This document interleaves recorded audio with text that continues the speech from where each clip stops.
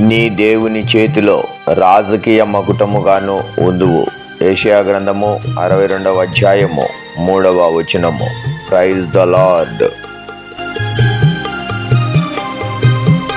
అర్పింతు ప్రభువా నా జీవితం, సామర్థ్యము గల నీ చేతిలో నిన్ను మహిమా పరచా అర్హపాత్రాగా చేయుమునన్.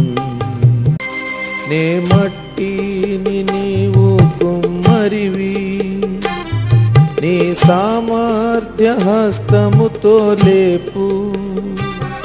నే మట్టిని నీవు కుమ్మరివి, నీ సామర్థ్య హస్తముతో లేపు.